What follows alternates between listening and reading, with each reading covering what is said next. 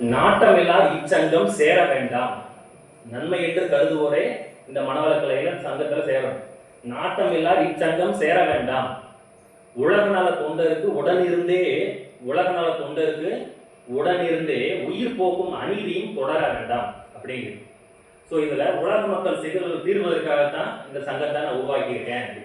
அப்போ என்னென்ன சிக்கல்களை தீர்க்கிறாங்க, முக்கியமான சிக்கல்கள் மட்டும் பார்ப்போம். உலக சமாதான நூலில் அந்த திட்டத்தில் நிறைய மகிழ்ச்சி சொல்லியிருக்கிறாங்க. முக்கியமாக இப்போ ரெண்டா சிலர் பார்க்கலாம்.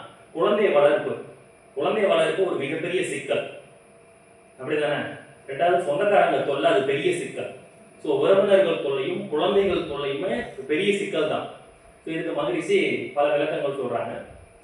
குழந்தைகள் இல்லை அப்படின்னு நம்ம ஏன் வருத்தப்படுறோம்? 3 காரணங்களுக்காக குழந்தைகள் தேவைப்படுறாங்க. அது இந்தியாவில் 3 காரணங்கள், வெளிநாட்டில் 2 காரணம் தான். இந்தியாவில் இருக்கக்கூடிய முதல் காரணம் என்னன்னா, தனக்கு ஆண்மை இல்லாதது பெண்மை இல்லை, தனக்கு குழந்தை இல்லை அப்படின்னு நினைத்து சமுதாயம் நம்மளால குறை சொல்லிடக்கூடாது. ஸோ தனக்கு குழந்தை இல்லை, தன்னுடைய உடல்ல குறைபாடுன்னு மற்றவங்க ஏளனமா பேசிடக்கூடாதுன்னு சமுதாயத்துக்கு பயந்து கொண்டுதான் ஒரு மனிதன் குழந்தை பெறுகிறான், ஆணோ பெண்ணோ. அது மகிழ்ச்சி வாழ்க்கையை இப்படி பாதிச்சு அவர் 2ஆம் திருமணம் செய்ய வைத்தது அப்படிங்கலாம் நீங்க மகிழ்ச்சி கவிய வாழ்க்கை வரலாறு படிச்சிருக்கீங்க.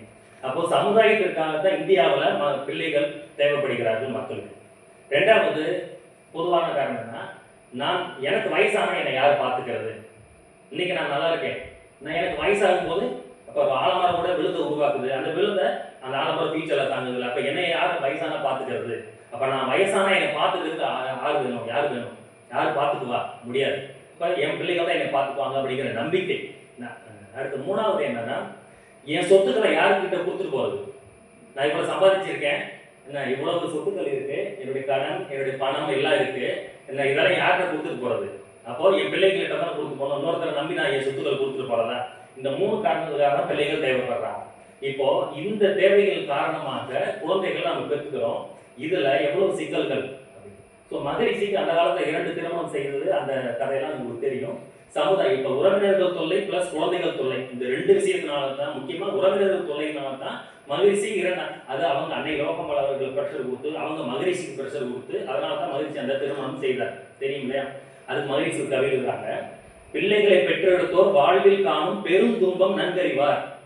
நம்ம பிள்ளைகளை எனக்கு 2 பிள்ளைங்க, எனக்கு பிள்ளை டாக்டராக இன்ஜினியர் எல்லாம் சொல்றோம். ஆனா சின்ன வயசுல இருந்து அது பெற்றதுல இருந்து நம்ம என்னென்ன கஷ்டத்தை அனுபவிச்சிருக்கோம், என்னென்ன துன்பத்தை அனுபவிச்சிருக்கோம், எல்லாத்துக்கும் அது மறைச்சிக்கிட்டு தான் நம்ம பேசுறோம். ஏன்? எனக்கு குழந்தையில 4 பேர் குறை சொல்லிடக்கூடாது, எனக்கு குழந்தை இருக்குன்னு சொல்றது தான், என் சொத்துக்களை கொடுத்துட்டு போறது தான். அப்ப இதெல்லாம் மகிழ்ச்சி சொல்ல எழுதுற, பிள்ளைகளை பெற்றெடுத்தோர் வாழ்வில்